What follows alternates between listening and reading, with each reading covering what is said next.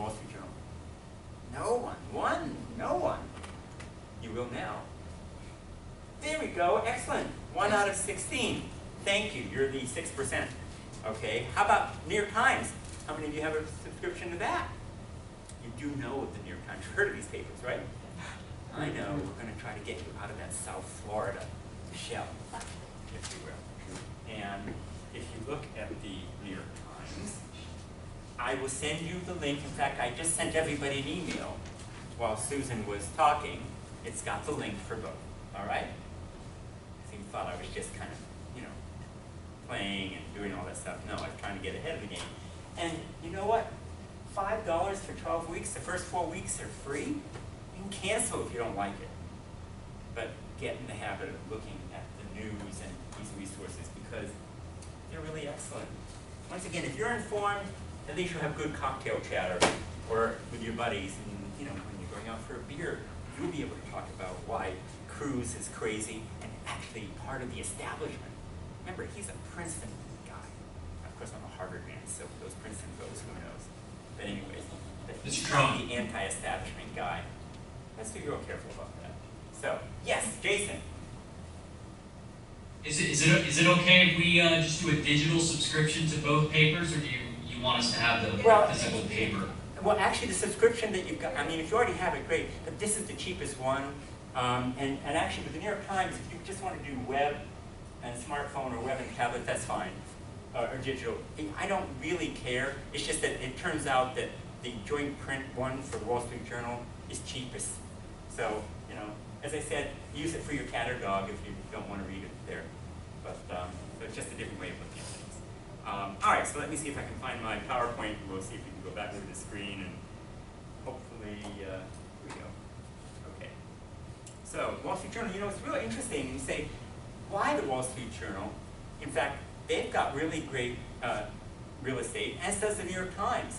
And if you look up, every week, when you look at the New York Times, they have what's called the 30-minute interview. Wow, what greater way to look at how people who succeeded in business do their business. One of my business partners, in fact, John Cudicelli, who runs it, we bought the auction company, he got a 30-minute interview. This is about, it's like 4 years ago or so. But this is great. You read it and you say, well, who's Jonathan Simon, who's Michael DeMarco, who's Clara Madeline? They're all accomplished real estate people, and there are lessons to be learned. By the way, when you look at the business section of the New York Times every Sunday, in the business section, not just the real estate section, they actually have an interview with a top executive of all stripes and colors and the lessons learned. This is a really great way to help figure out how to do well in business, and real estate's part of business. And so looking at these things is really good, and I'm going to, as I said, assign you all an article to look at and work on together as well. So, here we go. This is easy. You're all members of ULI now, right? Emerging Trends. In fact, the 2016 one now is online. You can download it. Anybody can download it. It's a great book. It's all about the markets and cities across North America. Actually, they have ones for the rest of the world too, but we're going to focus on North America. And you know what? As you look at these, in fact, one of my great buddies, Hugh Kelly, was the editor of this. He's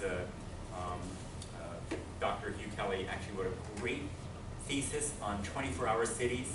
And we'll see if we have time to get that presentation in. I've invited him here, but he doesn't want to schlep from New York necessarily. But they don't have snow yet. When they have snow, by the way, then people will start raising their hand to come down to be your guest lecturer. They haven't gotten it yet. But the good thing about this is this is about the markets and the investments. And when you begin reading, you get comfortable with what this is. You'll get the language of real estate too. I know some of you have that, but you want to become conversant and fluent in it. And so this is one way to do it. By the way, how many of you started looking at the Urban Land magazine? Now, what was really great about what Susan mentioned is, you can get the RSS and the feeds, and you can set them up for these publications. But Urban Land is a good magazine, and I'm saying online, I don't care if you get it in print. I like the print, but okay. And talking about, hey, you're making the Midwest, rise of the 18-hour cities, what's going on in Dallas and Austin, net zero buildings setting the goal for sustainability.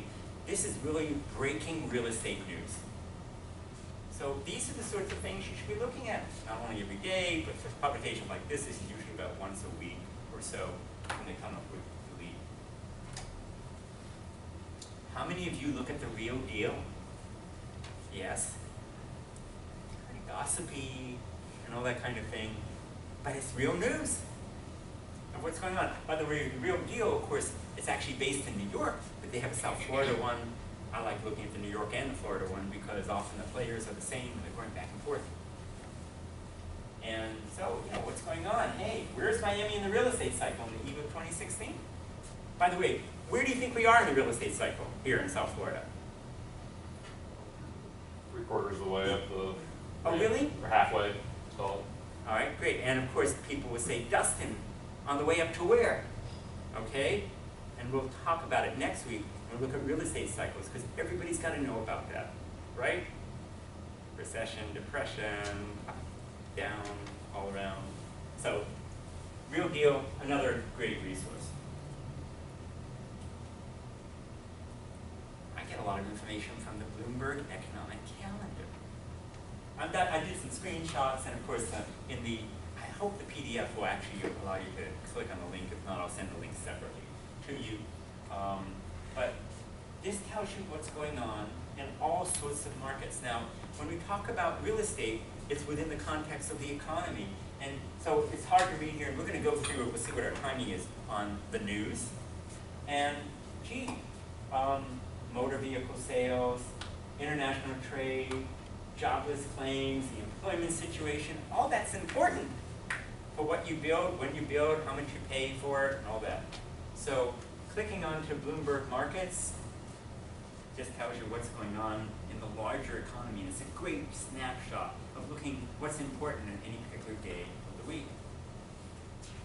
So these are just links, and while the library has a lot of great places and ways to use things, you'll get the hang, certainly when you're looking at deals, saying, hey, look at my government resources. There's a wealth of information.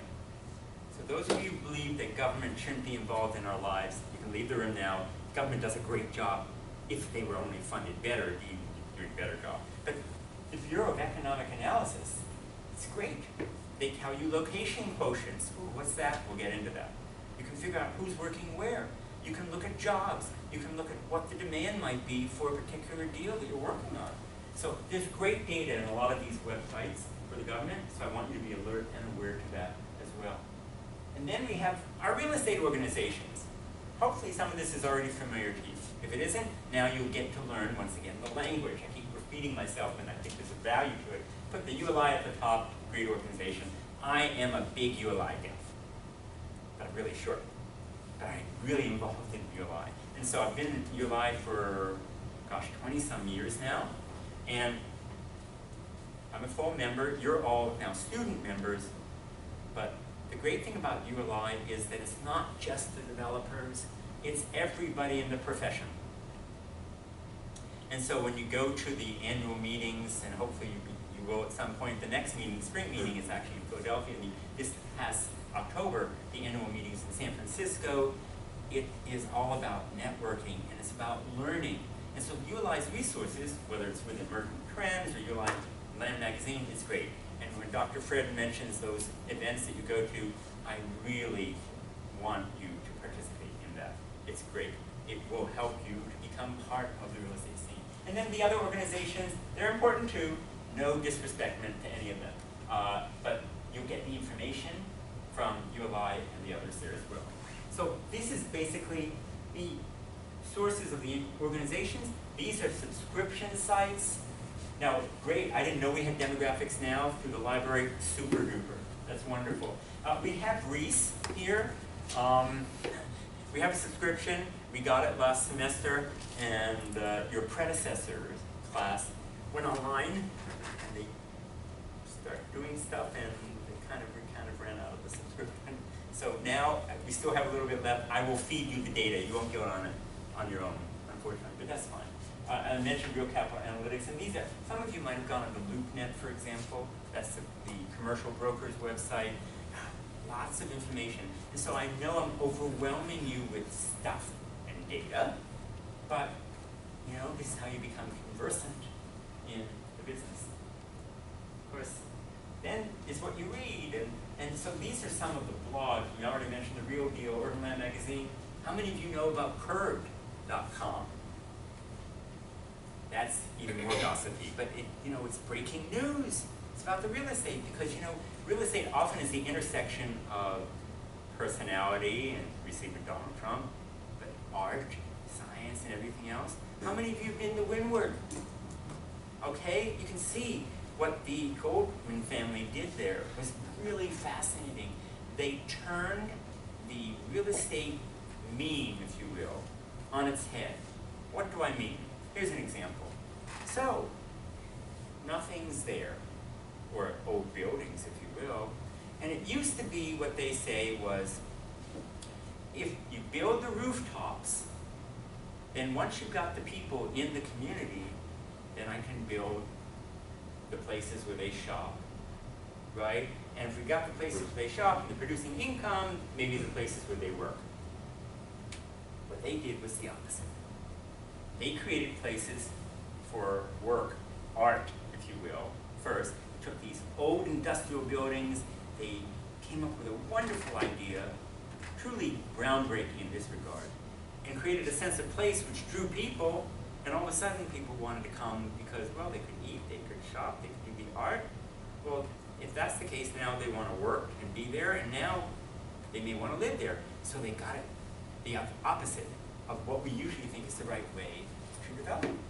So when you can identify opportunities that turn the meme, if you will, or the way we do business on its head, then you found an opportunity to create value and money as well.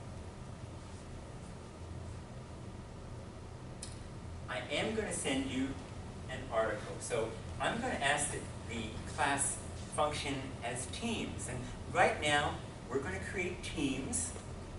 We don't have to do that right now, but I want you to do the following. So up in Palm Beach Gardens, the two of you, hopefully there's one other individual, you're a team. That was easy. Okay, so actually, I'm basically now going to say, I want to make sure everybody counts off 1, 2, 3. So I'm going to say 1, 2, 3, 1, 2, 3. I'll leave you out for a moment. 1. 2, 3.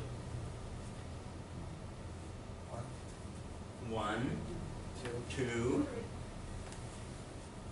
3. No, 1. Okay, all right. So I had to say it because you remember what number you said. That's the team you're on. And team number 4, up in Palm Beach Gardens, okay?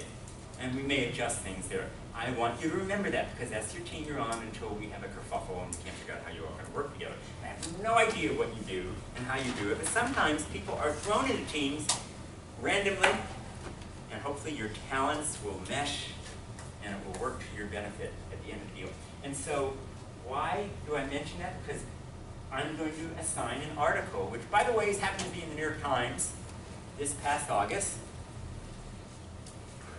Basically, South Florida's construction boom heads north. And I'm going to ask that you look at the article, you'll read it, and I want your team to come back to me next week with, doesn't have to be more than 5 minutes, a presentation of what the article means, whether it makes any sense, whether you learn from it, whether it's have any value, and we'll see what we get out of it. And of course, you're now just starting to look at all these resources and saying, oh gosh, where do I get the information? How do I resource it? How do I research it as well as resource it? Well, take the article and see if you can come up with something that helps us to understand that better, okay? Essentially, you'll review the article, determine the market issues. Yeah, the article is a couple months old, but the issue is still the same, which is fascinating. What can you learn from it?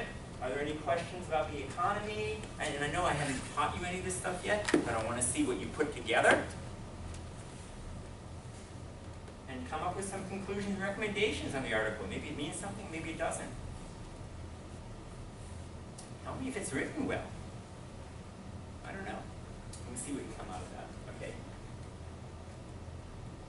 You know, I talk about the news and all that, and we will start.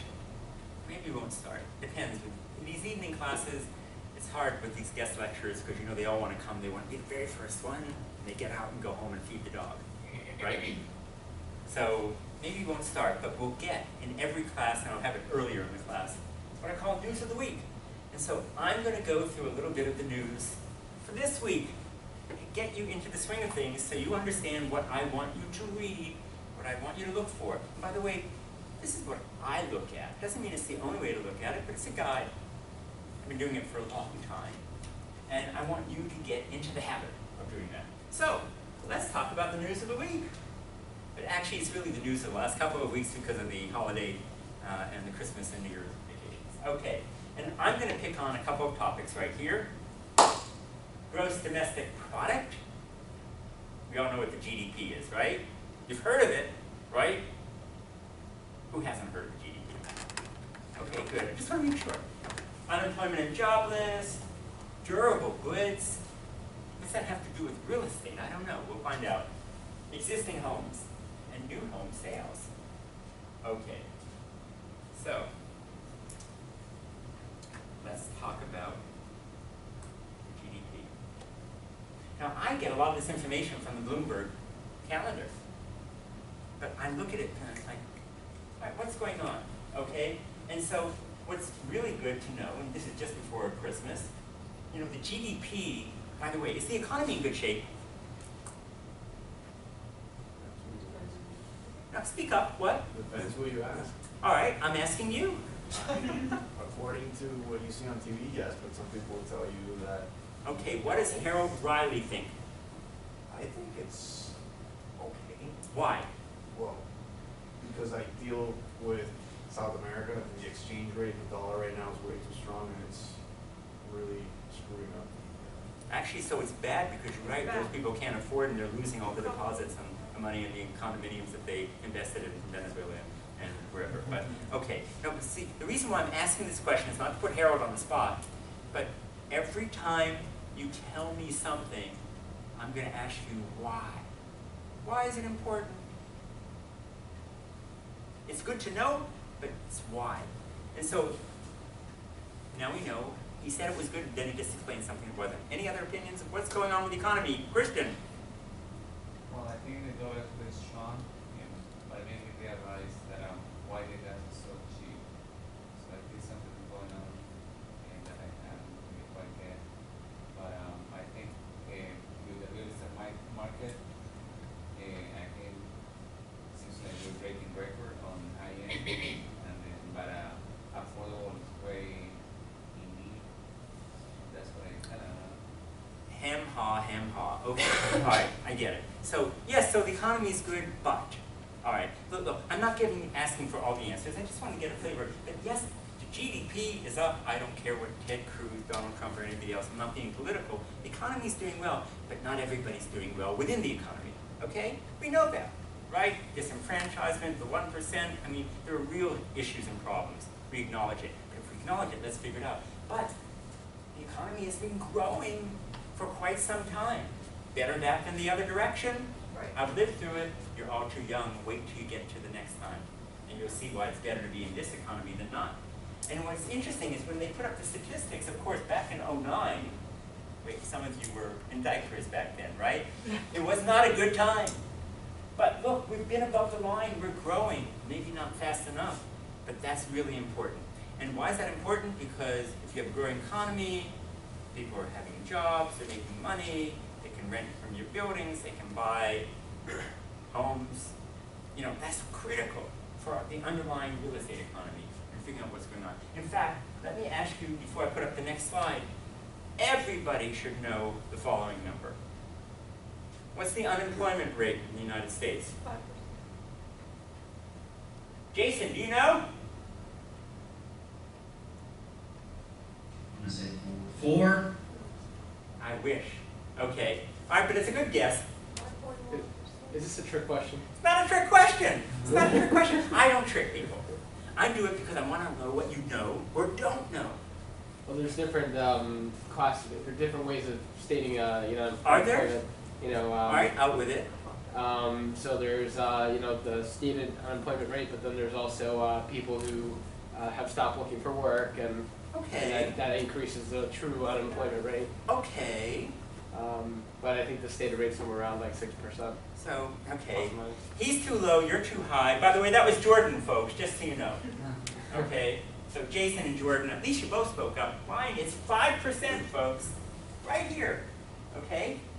That's the magic number. By the way, 5% anywhere else in the globe would be outstanding. Here, Jordan's right. And so we have the underemployment issue, and then we have people who aren't looking for work at all. And so, yeah, so I'm not saying everything's rosy, but the general numbers, the larger numbers, are good. And what's important is seeing this number gets released at the beginning of every month. We'll see it next week, or you'll tell me what it is, okay? And what's important, we see how many jobs have gained. By the way, everybody. So, let me see if I'm getting this right. Everybody on the right says the economy's a disaster. We've added 3 million jobs since the bubble went down. It's pretty damn good. Thank goodness we've added those jobs. We'd be in an even worse place. And so we added almost 200,000 jobs last month.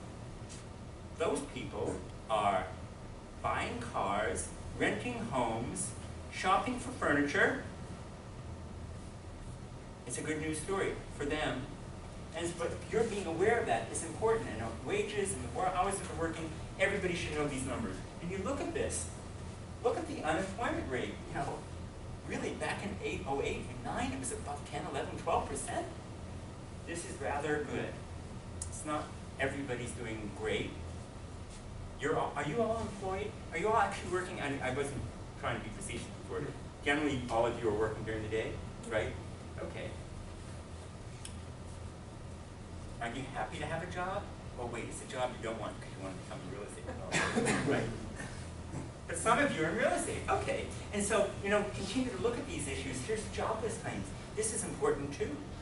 Looking at the direction, and we're going to talk about a little bit about what a leading indicator is, and you're going to say, wait, is this a real estate development course or in an economics class?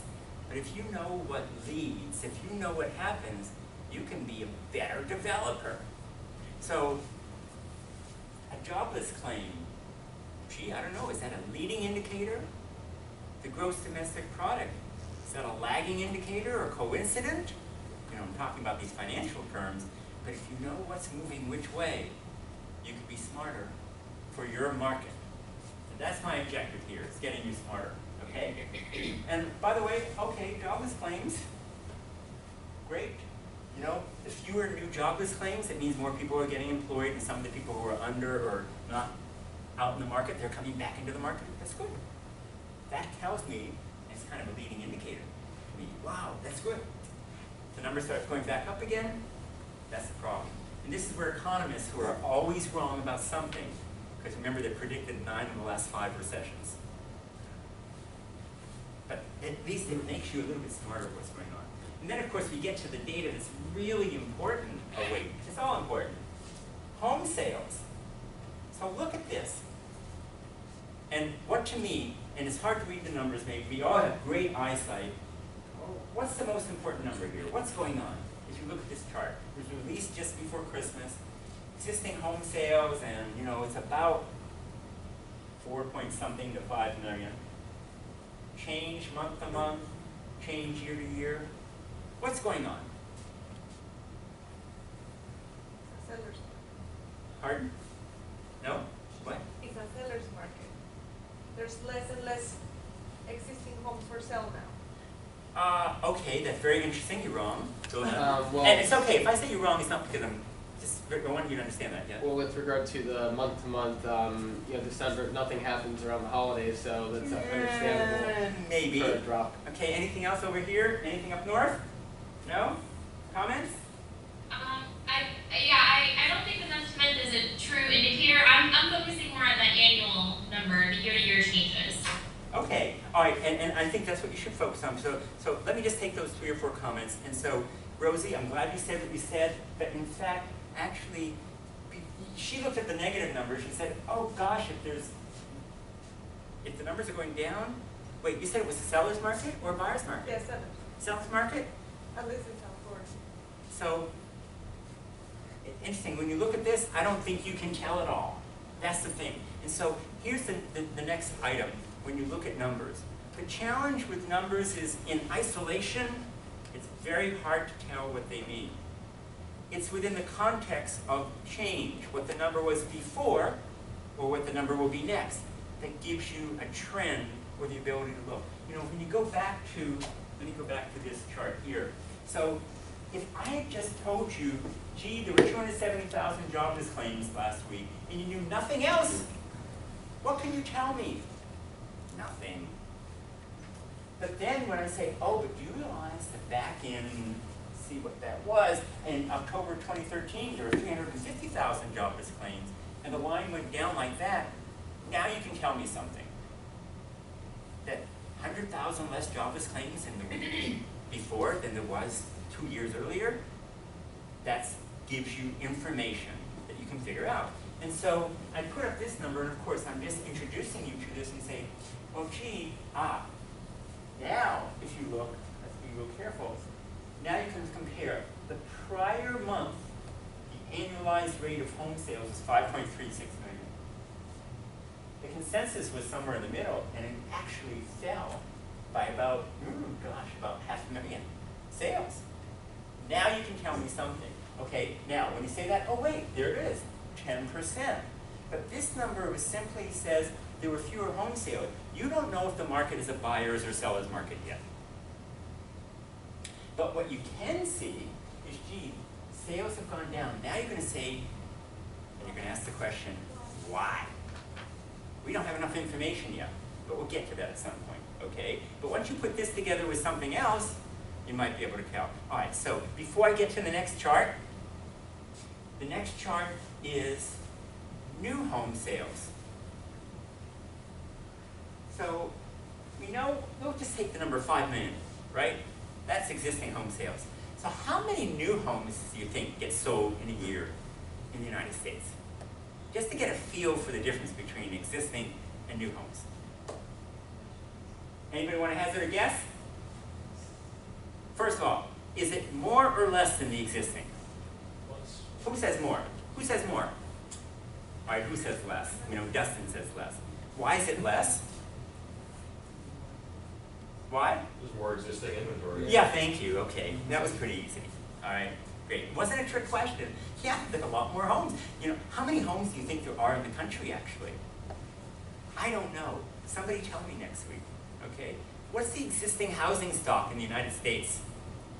Be good to know. And then, all of a sudden, you get two numbers and say, wait a second. I'll make this up. Let's say there's 100 million homes, and 5 million are selling every year. What does that tell you? 5%, or 1 in 20 of all the homes are selling every year. By the way, I bet now if you go to different markets, let's say we went to Las Vegas. Do you think 5% of the homes are selling every year? Probably a higher percentage, right? Let's say you go back up to the Northeast. Let's go to Syracuse, New York. Who's been to Syracuse, New York? The Big Orange, right? Wait, are you a Syracuse grad? No, okay, fine. So, do you think home sales are higher or lower as a percentage of the existing stock in Syracuse than here, Miami, or Las Vegas? Low. Why? Because of location. What about the location? The job opportunities. People moving to Syracuse, New York. Okay, no, nobody's moving to Syracuse, unfortunately. Or, so if jobs are leaving, and if it's an older market, you already know. You can see Bridget has guessed that it's probably not as active or as much opportunity. So now, once again, we put two numbers together, you begin to think about things. So, yes? When you say an older market, do you mean population-wise or just like building age? It could be both. In fact, in Syracuse, it's both. I bet you the average age, the median age is higher, right? Job opportunities are less. I mean, there are a lot of companies that came out of Syracuse.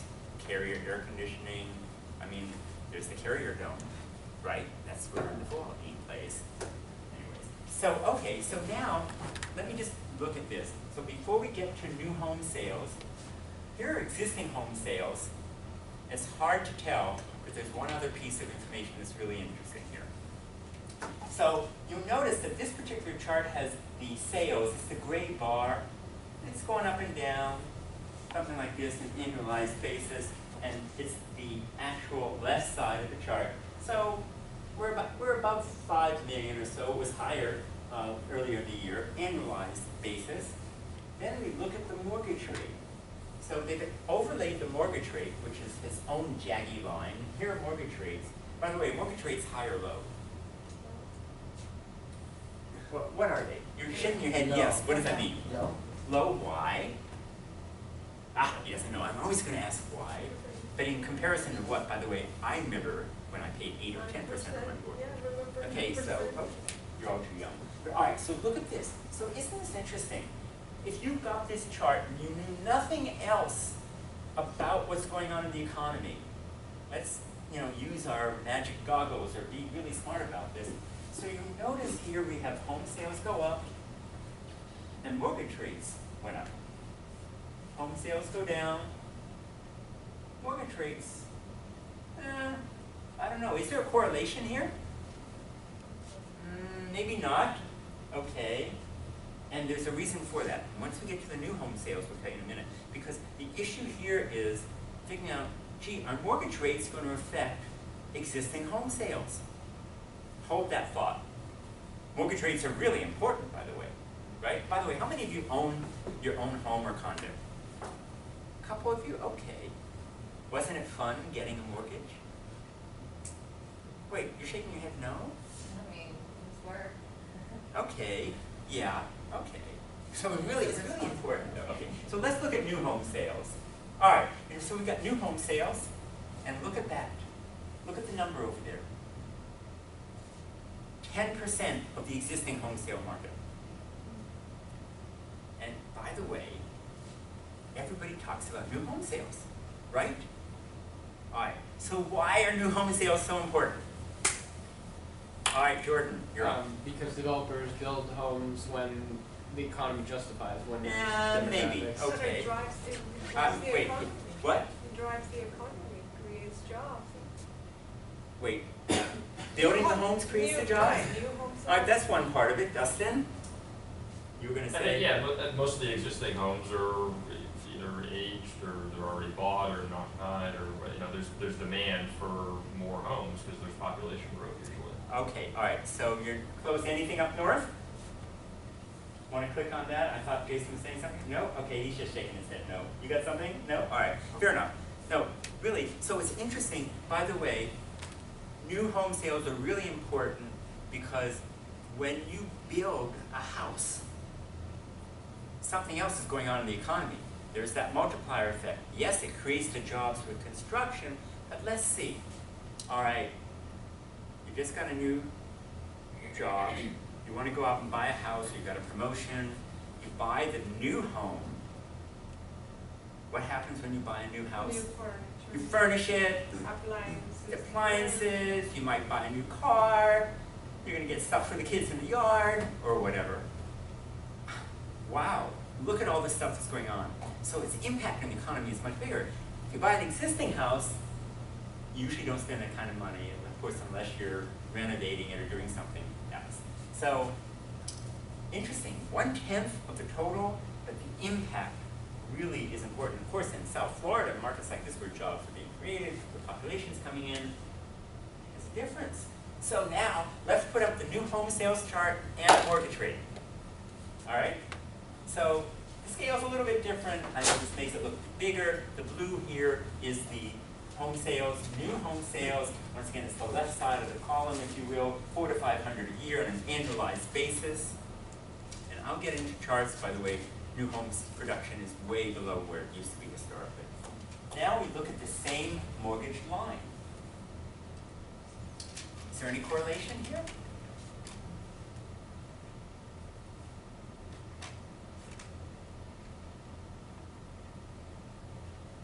You don't have to look that hard, actually. But here's what I'm going to say.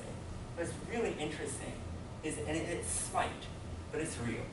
So when you look at this, as the mortgage rate goes down, it is going up. But here's something that you could infer from the numbers. So if I'm the analyst, I'm saying, okay, let's say I'm looking at a particular market, but here we're looking at the country. What do you think the average price is of an existing home? Let's just say it's X. So what's the average price of a new home? X plus. X plus is something more. All right? So the value of new homes, not only we're building less, but the value per house is greater. So who's buying the new homes? If the cost of the home, if the sales price is greater, who can afford to buy those new homes? People who have money? Yeah, People who are more affluent? Okay. Now, mortgage rates, you know, if you're buying a $500,000 or $1 million home or $2 million home, you know, 25 basis points or 25%, if you will, on an interest rate, a couple $100, a couple $1,000, makes a big difference. So when this dips a little bit, up it goes. Did it have any impact really on the existing home sales? Not really. Now some would say, oh gee, but you know, $10, $20 a month, it is important for home purchasers who make less. But the relative change is greater, at least that's what I see in this. So I pulled a lot out of just those two charts. Of course, that's because I've been thinking about these things for a while. And hopefully you'll begin to think about those things also. So I could go on for another hour or two, but I think actually I'm going to pause a little bit early because I actually have a case study and presentation, but it'd take me longer to get through it. And it'd be about how do you put all these different parts of the development process together. And I'm active in ULI. I actually chaired one of the, what they call the product councils. And so when you go to the National Convention, once you become a full member, when you're all big up there in real estate, you have the opportunity to join different councils. Locally, you can do that. The Urban Development Mixed Use Council, the Planning Council, the Sustainability Council, the Upside Down Green or whatever council. But I'm on Urban Development Mixed Use. And I actually chair a couple of councils, and I also participate in what's called the Advisory Panel Services. Has anybody heard about that? Where they invite people like myself on a pro bono basis. We go to communities as a team of 5, 6, 8, 10, or 12 people, and that community hires ULI to figure out how to solve a development problem or issue. And actually, I just did that in December in Washington, D.C. with the Largo Town Center panel. I did that a couple of years ago in Detroit. It was a fascinating panel because Detroit's a really fascinating city with problems and opportunities.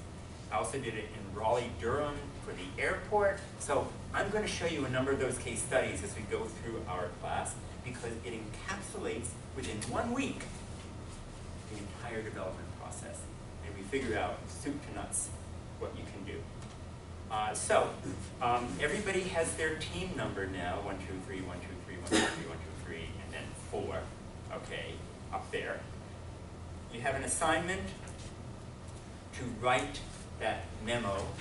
I'm going to push this stuff onto Blackboard. All of you, I hope, have onto Blackboard now. You all have your Shark IDs and all that, right? Any problems or trouble, just bother Matt or somebody to figure it out, all right? Yeah, he's there. Use him for that because he can really be a good resource. And the first homework assignment actually is to read chapter 1 of Piser's book. It's not hard reading. It gives you an overview. And you'll see it starts to become, and you look at the schedule. Remember I put up the schedule there. So read chapter 1. Dabble on CoStar, if only for 5 or 10 or 15 minutes. See if you can figure anything out, because that's going to be a great tool and a resource. And then somehow, in the next week, you're all going to figure out how to team up by phone, by transporter, I don't know what, to give us your 5-minute presentation on, or more or less, what's going on with that article in the New York Times. So, welcome to the show. And that's it. All right? We'll see you next week, same time, same place. Questions? So for the memo, we just send it to you by email that Monday before the Tuesday? So, let me give you a little bit of more administrative stuff. So, on Blackboard, which is the teaching engine that we use, you actually submit to it your finished product. And if you've got a problem or something, yeah, you can email me. But can you imagine getting 16 different emails, whatever? Or when I had a class of 40 people, oh my goodness. This way they all come there, I download it into a zip file, and I've got everything. So there is a way and a process, and by the way, if you don't understand any of it, don't ask me, go back to Matt. Okay? And I'm going to email him tonight and say, look what I got for you. All right? So yes, you're going to be learning how to use tools, and this is no different than if you're in a real project. You put in immediately with a team, you don't know who the team is going to be, you're going to figure out what to do, you're going to try to create some answers, and see how everything works. Any questions up in Palm Beach Gardens? They're already talking. No, sir, we're collaborating on our assignment. Excellent, that's good, and maybe you'll get that 3rd or 4th individual up there, I don't know, we'll figure out how to make that work. All right, great, and I'll be driving home, in about an hour, and I'll get up there because I live just a mile away. So maybe we'll have a class up here one day. We'll bring all of you up to Palm Beach Gardens, right? Maybe if we have a site tour, we'll figure that out. I'm going to try to make it work. All right, great. Any other questions? Nope? All right, good. Thanks, folks. And you're all awake. I'm really pleased to see that.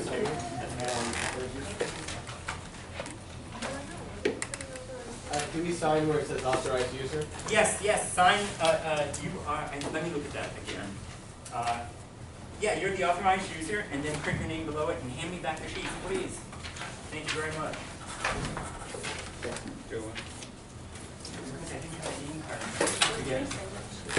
Yes, there is. And actually, no, you signed your sheet, and then Mom, here. all right, great.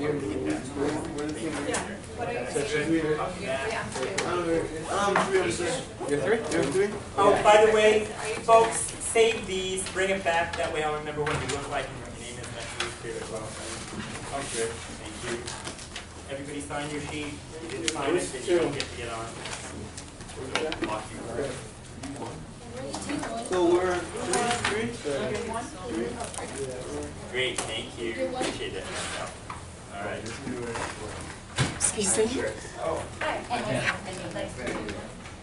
I'll send you the link tonight on what it is, okay? So we'll figure it out. Do I have these? That'll be so much easier. What's that? Yeah. Are you guys too? That'll be so much easier, yeah. I guess that'll be Maybe we'll write can this. do a,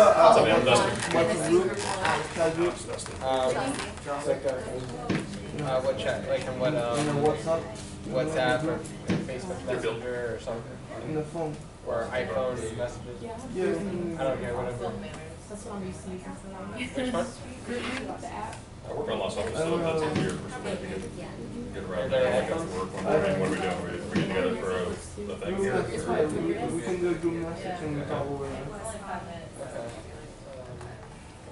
Yeah. Bridget. Or what's like connect now? Yeah. Is it spelled the same way? H-E? Is that WhatsApp? Yeah, what's Is that WhatsApp?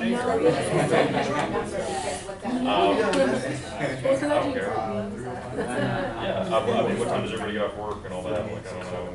Sometimes we think Is that easy? Yeah, WhatsApp is. It's called WhatsApp? Yeah, like this. Oh, WhatsApp. I'm Bridget. so you got a little commute coming up. All right. So with Bridget. I think So what, I mean, since you're the one coming from furthest, what time do you want to, can you get there reasonably? I done one before. There's, all right, let's all get out our calendars and act like we've actually got things going on. Because someone created the group now. send messages, and somebody just created. I would, I prefer this week, I, Once you yeah. Yeah. So there's, Well, I mean, No, but they'll see the number, they'll see the number, yeah. 417. no, that's what I'm saying, we don't have class Thursday, or maybe, I don't know if you're on the same Thursday.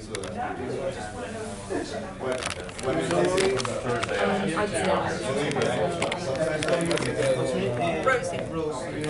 5, 6, I can get her early tomorrow. 9 to 7.